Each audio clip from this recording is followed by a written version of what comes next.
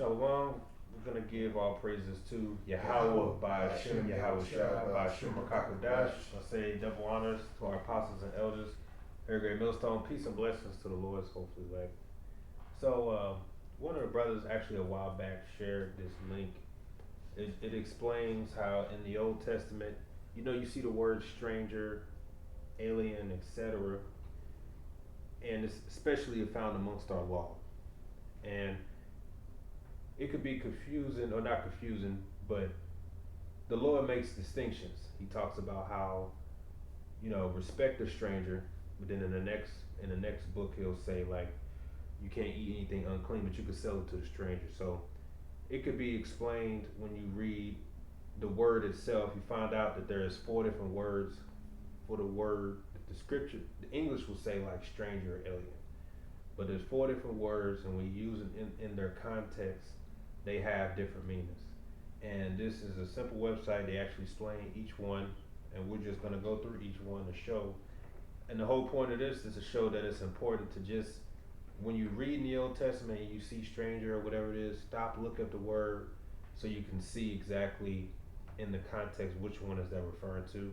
Because to the naked eye, or like a Christian, they'll find a scripture where it talks about being nice to a stranger, etc., and try to expand that to salvation to all nations. But this is why, at least here in this video, we're going to briefly explain those 4 and what they each mean and used in their context. So, this is by Jeff A. Benner, titled Native, Strangers, Immigrants, and Foreigners. And that's exactly what those 4 definitions mean. It says, in another article, discuss the different people, the groups of the New Testament, the Jews, Greek nations, proselytes. Exactly, just like the New Testament, you got to know those differences. It says in the Old Testament, we have 4 different people or groups: the natives, strangers, immigrants, foreigners. Attempting to differentiate between these people groups can be very difficult if you are using a translation, as it is not uncommon for a translation to use the same English word for different groups, which is very true. More than likely, it'll just say stranger or alien. And in this world we live in, that can mean several things depending on the context. Okay?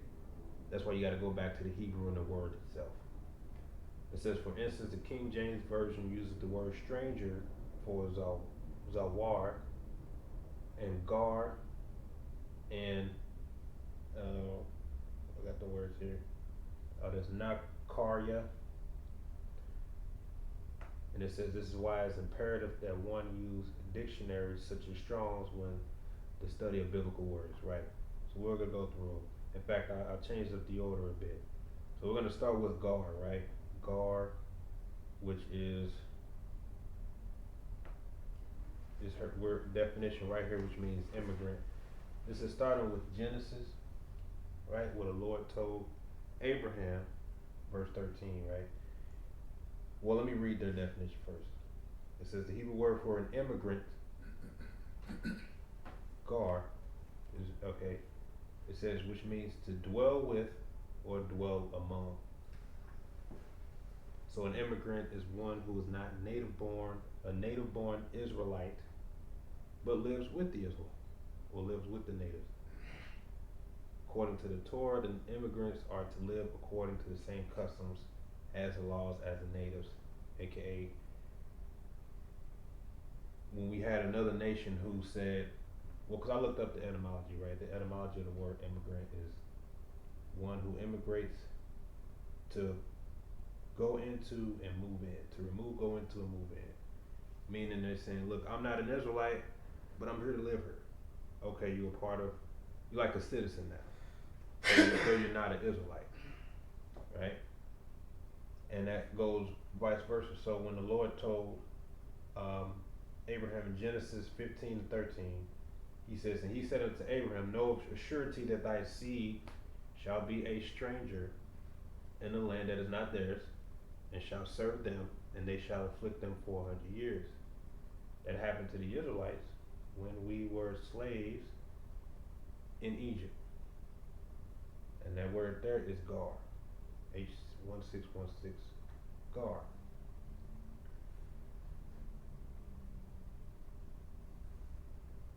Like it says, a temporary inhabitant, a newcomer lacking inherited rights. Another way of saying that, immigrant.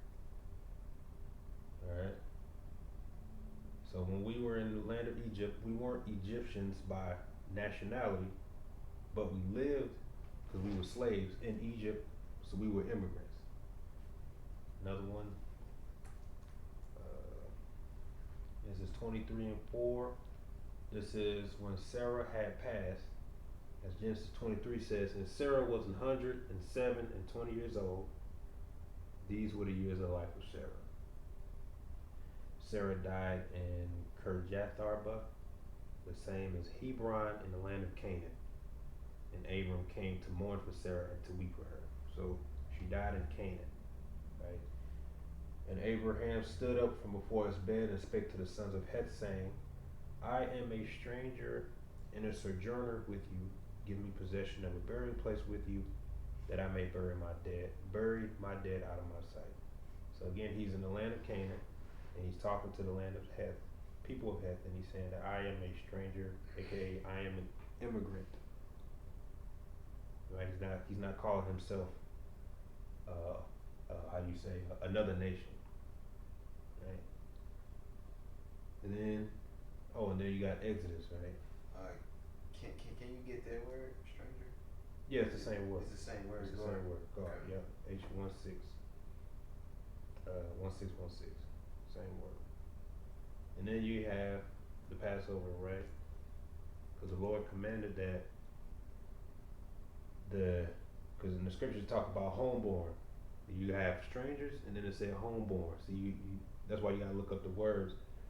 But it basically said in the Passover, if we had an immigrant, a gar, or a homeborn, basically a J, they was to keep the Passover because the immigrant is a citizen.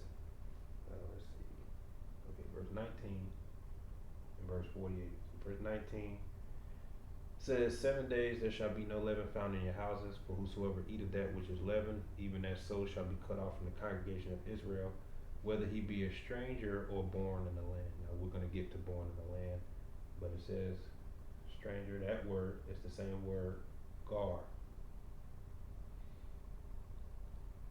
So an immigrant. So if they say, hey, I'm a Hamite, but I want to live I want to live with you. I want to live in Israel. Okay, good. Well, just so you know, Passover's coming up. You got to keep it because you're a citizen here. If you don't keep it, you get kicked out. Right? You don't follow the rules, you got to go. And then he also says it again in verse 48. It says, and when a stranger shall sojourn with thee, that word there's gar, and will keep the Passover, Lord Yahweh, let all his males be circumcised, and then let them come near and keep it, and he shall be as one that is born in the land, which we're going to read, which is basically a native. For no uncircumcised person shall eat thereof. So you call that Hamite over, you say, look, you got to be circumcised, and then you come over and keep it. That word there is gar, so an immigrant, right? And I believe I summarized that right there. Yep, it says a non-native to the land. Because like in Egypt, we were non-natives to the land. That's why we were strangers. The one who moves in. And that's exactly why the Lord says, probably can find it. When he said, when we establish in our land that you don't treat, you treat basically the guard, the immigrants, like, because you were also an immigrant, so I can read these words here. Right, so like Exodus 22:21, or all up and down, says when it says, thou shalt neither vex a stranger, a gar, immigrant, nor oppress him, for ye were immigrants in the land of Egypt. So when we were in our land, right, we basically treated them, if they were in our land and they lived amongst us, they was an immigrant, like a citizen, like we know where they live, then we wouldn't vex them, right, because they amongst us. Because that's what we are going to read. We're going to read about how when we were established, we were how you say, a polite people. If you dealt right with us, we'll deal right with you. If you lived amongst our borders, we treated you right. That's what made us the light of over the world, You know, we not like these heathens today, right? Where they treat you like, like look how they treat the Northern Kingdom. Oh, they're the problem of America. How you gonna say that? They keep this country afloat because they're not. They don't got. They ain't not the heathens. But if we was in rulership, you know what I'm saying? We got other nations that give testimony that we are a righteous people. You deal right with us, we'll deal right with you, so that the fame may spread, or the glory may spread. You gonna say something? Yeah, it's kind of like how Esau was doing Jake in Reconstruction, right? Uh, Jake, well, Esau impressed Jake because Jake in their neighborhood or something, or Jake go to the same school, right? Kinda. Mm-hmm. Exactly. Like there's videos of Edomites commending Israelites, primarily so-called black women, for teaching them how to bathe. Right? They actually say like, I didn't learn that. It took so-called black women to teach me that, and I'm forever grateful and all this other stuff. You have actual Edomites that say, I grew up in the hood, unfortunately, but they treated me well. They treated me nice. So y'all say all this stuff about so-called black people, but I don't see nothing wrong. There's other people that speak well on our behalf because we entreat them right. You know what I'm saying? If you happen to be the Edomite amongst the group, right? You got blessed. The brothers and your friends or whatever they treated you like the same. Whereas if it's the reverse, you're gonna be outcasted. Them Edomites will always let you know, look, you ain't one of us. You know what I'm saying? So moving to the next word, talking about natives. Obviously, a native, if we're talking in the land of Israel, it's talking about an Israelite, right? Or as he says here, the natives, sometimes translated as homeborn, are the ones who are born to one of the 12 tribes of Israel. You're an Israelite. The Hebrew word for native is Azariyah. Azariyah. This word comes from the verbal root Zaryah, which means to come up or come out of. Right? And they put here Numbers 15:13. All that are homeborn shall do these things after this manner, in offering and an offering made by fire of a sweet savor unto Yahweh. Meaning, if you're an Israelite, that's what you're supposed to do. Summarize it there. Yeah, an inborn tribe member, brother, sister. Read a few on that. Oh,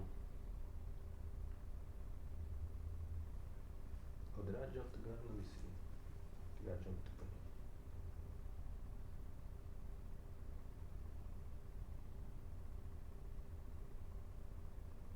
Okay, it's the same. Okay. I'll read that. I'll come back to that at the end. So, if we go back to Exodus, like 12 and 49, it says, one law shall be to him that is homeborn, and unto the strangers that sojourneth among you. So when it came to certain laws, such as like the Passover, I gotta stress that when it came to certain laws, such as the Passover, the Lord specified this is gonna apply to Jake and the immigrants. You have to say that because there's also times where there's a difference, because we're gonna read how you cannot use usury, aka interest, on a Jake, but you could do it on an immigrant. So there was still a difference. But the Lord specified the difference. That's why here he's saying this law applies to Jake and the immigrant. So like I said, that one that is homeborn, that's that word, Nazakarth, which is a native. A native. And if you can see throughout the scriptures, the word, for the most part, it separates. It can use like the word nation, country, but if you don't look into the word, you're thinking, oh, that can possibly just mean anybody. Well, no, it's actually talking about only Jake. A few examples on that.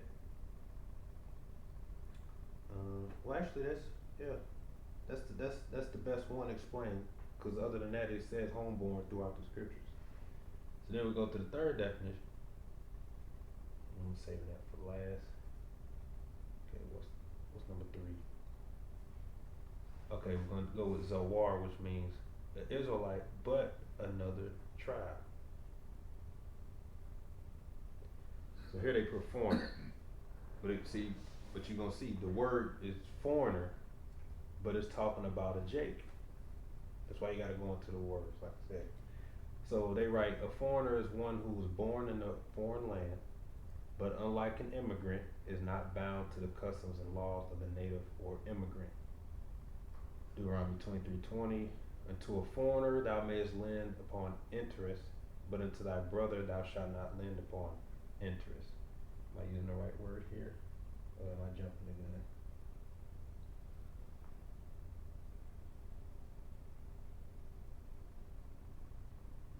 Wait a second now. Where's the word?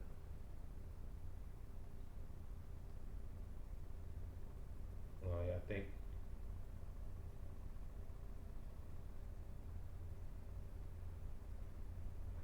Slack. I read the wrong one. That's the last word. Okay. This is here Zawar, right? They use the word stranger, but you're gonna find out it's talking about the Israelite, just a different tribe. See, you got to read in the context. So it says the Hebrew verb Zawar means to be separated out. The participle form of this verb means a stranger, one who is separated out. This word is frequently used in the Torah for someone who is not from one's own tribe. And it's talking about just a different tribe, right? And let's read that. But you're gonna see in the scriptures in the Old Testament it'll say like stranger, but it's not talking about another nation. It's talking about, at times it could be talking about an Israelite, but a different tribe, because the Lord is specific when it comes to the tribes. So, say like Exodus 2. No, that's not it. That's not it. Slack it. Slack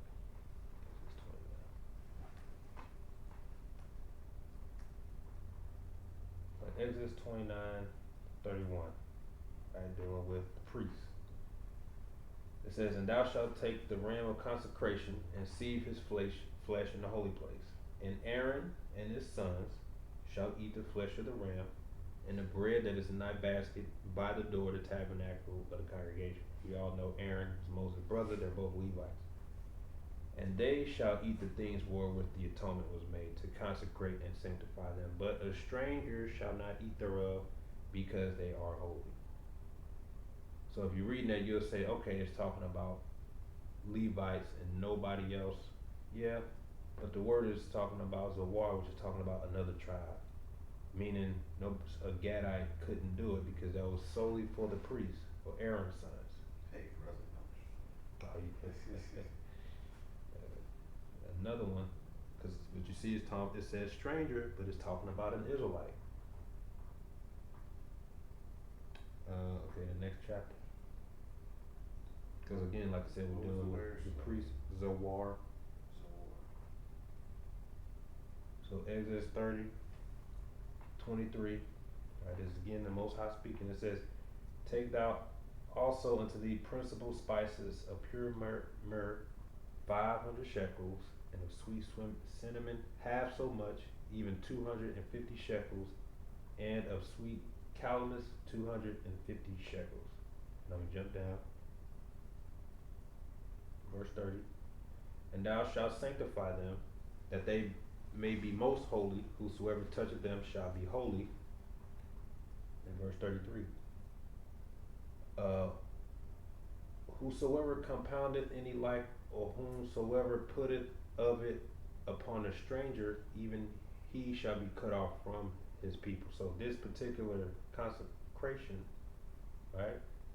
He said, if you put it upon a stranger, he shall be cut off. And it's the same word, Zohar, which just means someone other than a Levite. Another example, it's talking about an Israelite, just not a Levite.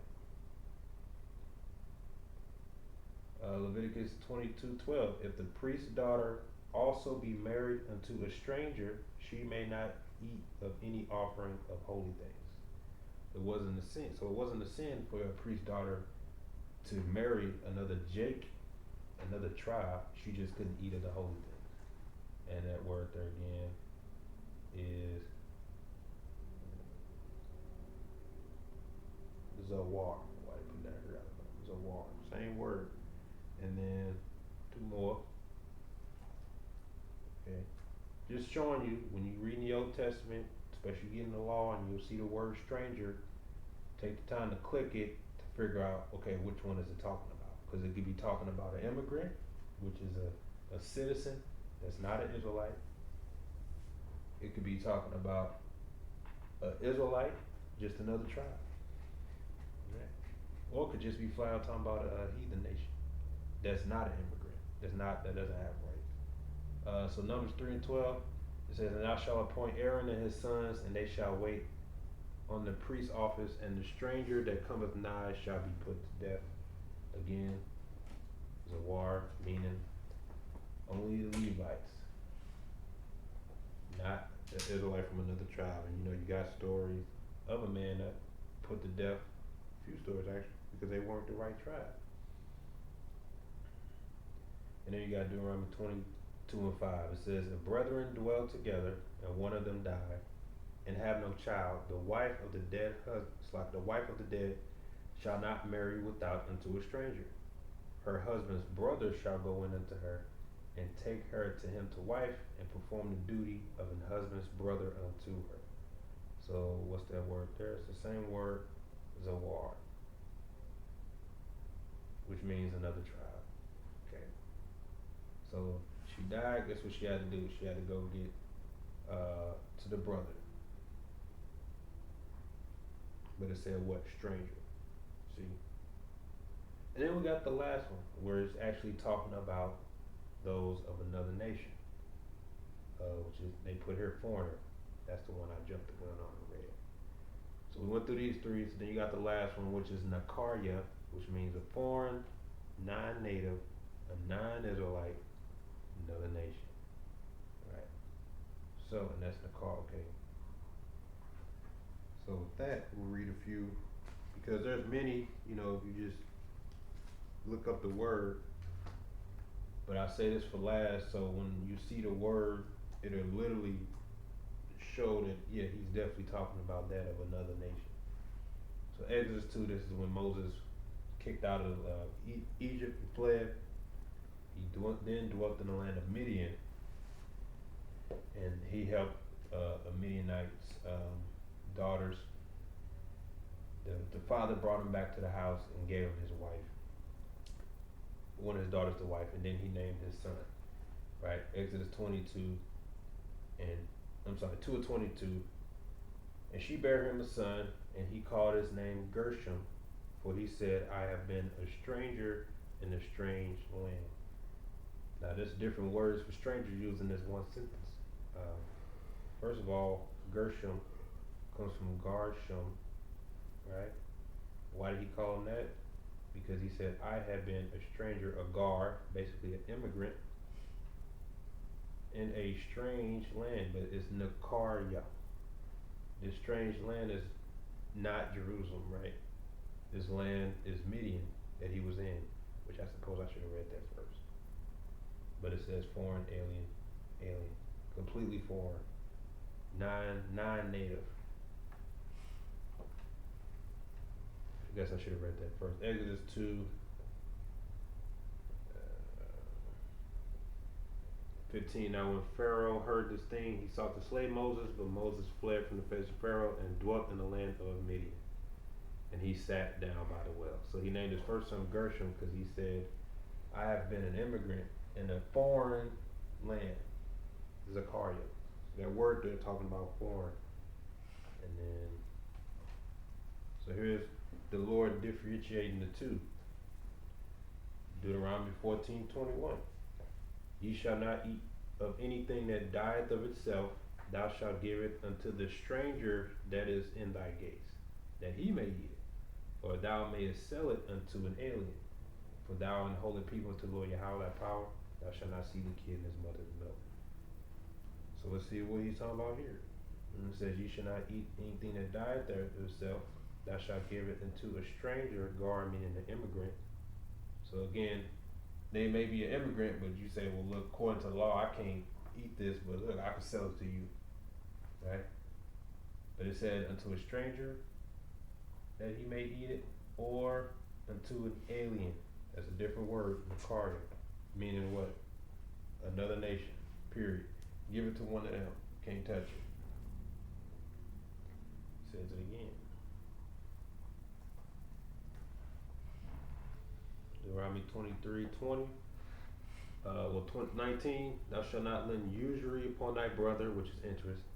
Usury of money, usury of victuals, usury of anything that is lent upon usury. Unto a stranger thou mayest lend usury, but unto thy brother thou shalt not lend upon usury, that the Lord Yahweh thy power may bless thee in all that thou settest thine hand in the land whatsoever thou goest to possess it.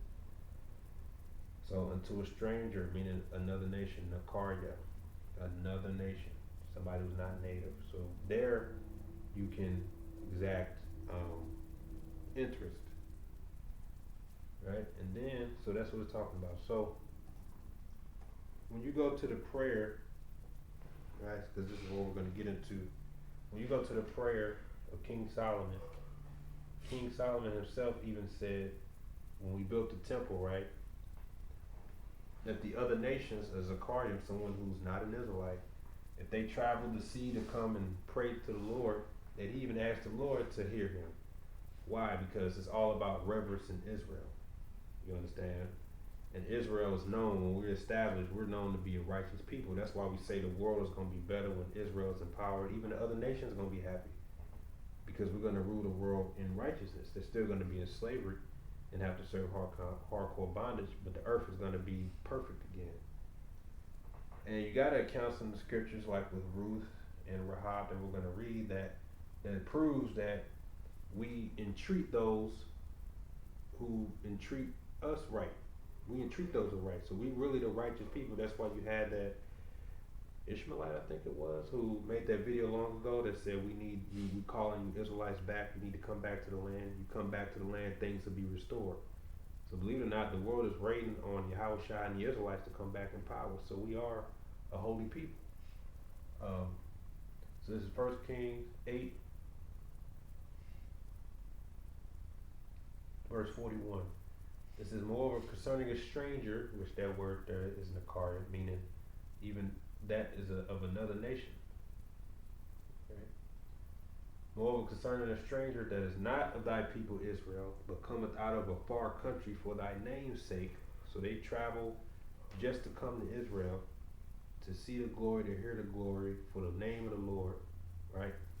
It says, for they shall hear of thy great name, and thy strong hand, and thy stretched out arm, when he shall come and pray toward this house. Hear thou in heaven thy dwelling place, and do according to all that stranger calleth to thee for, that all the people of the earth may know thy name, to fear thee, as do thy people Israel.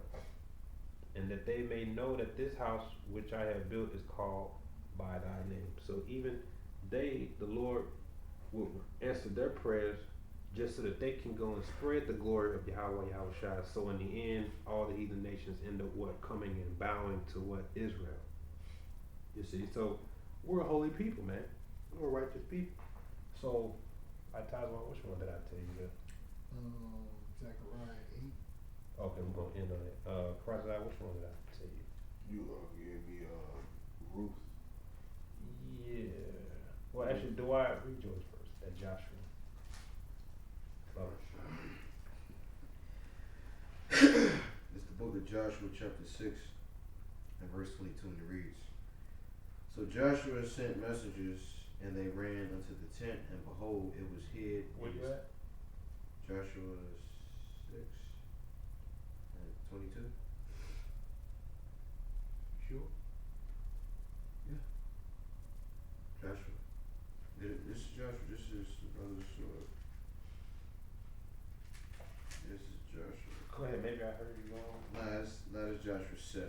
So No, you good. the Roman numerals messed me up. Verse 22. But Joshua said unto the two men that had spied out the country, go into the harlot's house and bring out thence the woman and all that she hath, as ye swear to her. And the young men that were spies went in and brought out Rahab and her father and her mother and her brethren and all that she had, And they brought out all her kindred and let them without the camp of Israel. And they burned the city with fire and all that was therein, only the silver and the gold and the vessels of brass and the iron they put into the treasury of the house of the Lord. And Joshua saved Rahab the harlot alive and her father's household and all that she had, and she dwelleth in Israel even unto this day, because she hid the messengers which Joshua sent to spy out Jericho. Right, so that's us showing compassion to another nation for housing the spies. And they promised her, we're going to reward you for what you did, because even she herself admitted, we know that this is the Heavenly Father that's doing this, and we're afraid.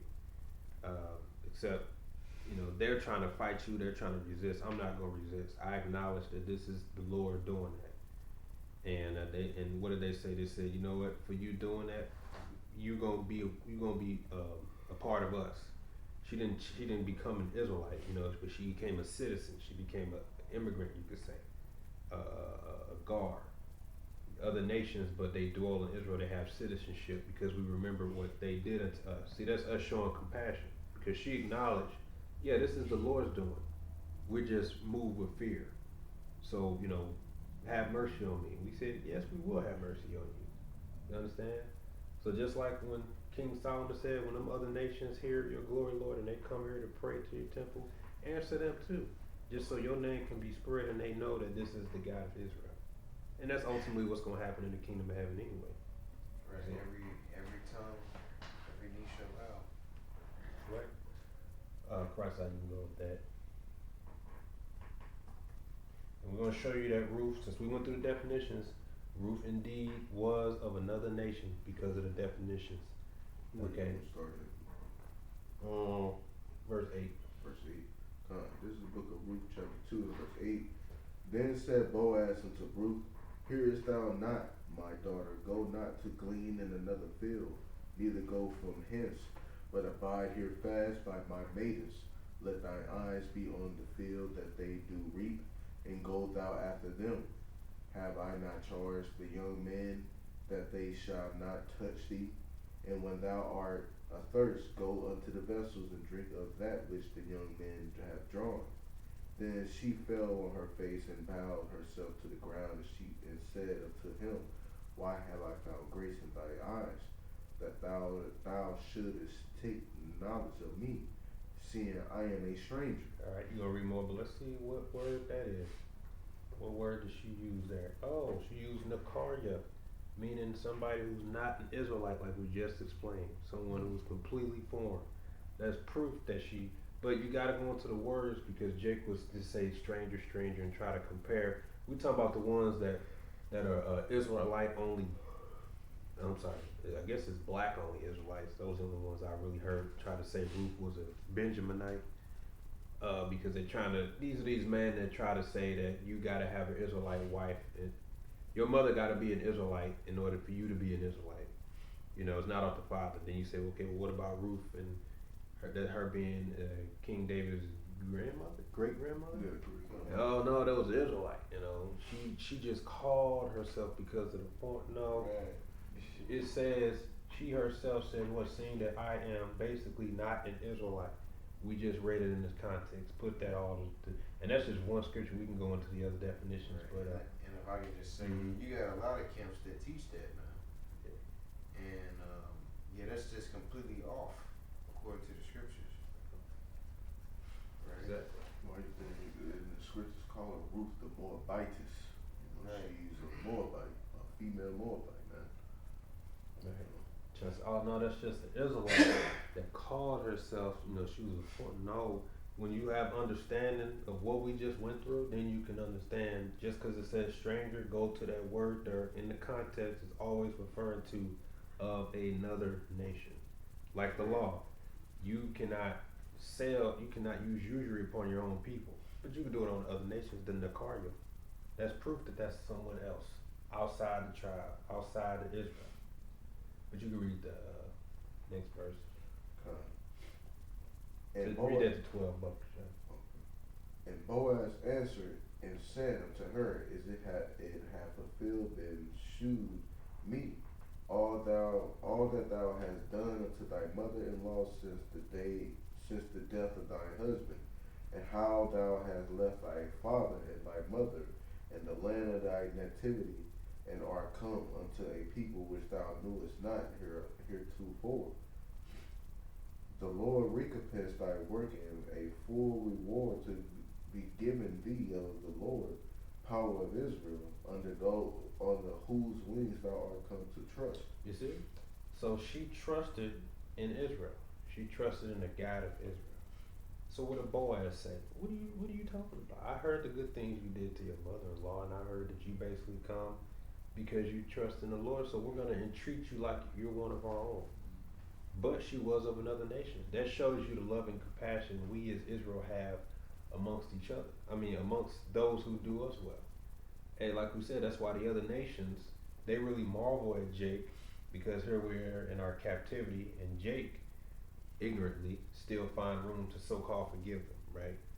Or even they'll, like I said, be in our borders, like they'll grow, oh, I grew up around, we talking about like actual other nations, right? Like Edomites, right? They're like, yeah, I grew up around black people, and they cool. They ain't never treated me like this. They ain't treated me like that. Yeah, the racism comes really from the other side, because you're a bunch of damn devils, and you have issues with us because we're Jake. But if a bunch of Edomites grew up around Jake, they gonna be treated for the most part, well, depending on Jake, you know what I'm saying? But that's why the other nations marvel, because like you Edomites, you want something to be mad at when it comes to Jake. Like you really want to look at our people and say, this is why they're a problem. Like you do with the Northern Kingdom. The Mexicans, Latinos, Native Americans, they're the problem. How? Let's look at what the Native Americans did. What exactly did they do to y'all motherfuckers? Except they treated you nicely and kind. And what did Christopher Columbus say about God? He said they would make good servants and handmaids, Why? Because they're polite. They're loving. You know what I'm saying? We can backstab them. They got their guard down. They trust us because they're, they're hospitable. You wish you could actually have something on us that you can justify saying, see, this is why I don't like them. But everything that we do amongst to ourselves is evil. Is because you put us there. You created the environment to cause our people to kill each other, to do all these things, the drugs and all that. You're the ones that caused our women to act away. You're really the source of it all. Right. And that's why they call Esau even the accuser of our brother. Because he certainly stirs up to do those things. That's right. So we're really we're the Lord's people. And when we were established, you other nations, you ain't trouble us, we ain't trouble you. You know what I'm saying? You treat us well. That's why the Lord said, in all nations thou shalt be blessed. Everywhere we went, we blessed the land for my people. Jake and the other nations knew. Pharaoh knew. It's because of Joseph and his God. King of Babylon knew. It's because of Daniel and his God, man. That's you know what I'm saying? That's how the Lord blesses. I mean, that's how you guys got your blessing. You know what I'm saying? But you can go ahead and read that, bro. Zechariah 8, what I say? 18, up to the end, brother. This is the book of Zechariah chapter 8, verse 18, and it reads, the word of the Lord of hosts came unto me, saying, thus saith the Lord of hosts, the fast of the 4th month, and the fast of the 5th, and the fast of the 7th, and the fast of the 10th shall be to the house of Judah joy and gladness and cheerful feast. Therefore love the truth and peace. Thus saith the Lord of hosts, it shall yet come to pass that there shall come people and inhabitants of many cities, and the inhabitants of one city shall go to another, saying, let us go speedily to pray before the Lord Yahweh, and to seek the Lord of hosts. I will go also. Yea, many people and strong nations shall come to seek the Lord of hosts in Jerusalem, and to pray before the Lord. Thus saith the Lord of hosts, in those days it shall come to pass that 10 men shall take hold out of all languages of the nations, even shall take hold of the skirt of him that is a Jew, saying, we will go with you, for we have heard that Yahweh is with you. That's right. So that's proof, and that's gonna happen in the kingdom, you know, and that's proof that, cause I've heard people say that's talking about now, meaning they can join now. No, they can't join now. They can follow us now, but we're gonna tell them honestly, there's nothing you can do. America has to be destroyed. You on the soils of America, meaning you gotta be destroyed, and you gonna have to serve in captivity. And then in the kingdom, then that's when everybody's gonna come and bow to the people, because that's the promise of the Lord. He said everybody's gonna bow, right, and show reverence, and they're gonna ultimately chase after Jake. Everybody's gonna come to Jerusalem for worship and things of that nature. Keep the Passover, all those things. With Israel being the top nation on the planet, which is what we were created to do. So, hey, but when you learned a lot, like I said, when you read the Old Testament, you see stranger, alien, there's 4 different words. So you gotta take the time to look which one it is so you know what context it's talking about. So then you get understanding of what the law says. Because you'll have some Christians run up, wait a minute, the law says you gotta treat the stranger like one of your own. Yeah, well that's talking about a certain law for them to keep. Or that could be talking about Israel, or that could be talking about another tribe. You know what I'm saying? Just another tribe. Or that could be talking about a complete other nation. You gotta know, so now you're equipped to know that much. Take the time to look into the word, then you can go from there. Do y'all have anything else? Well, that's it, man. So with that, we give all praises to Yahweh by Hashem, Yahweh Shai by Hashem Kakadash. Till next time, shalom. Shalom.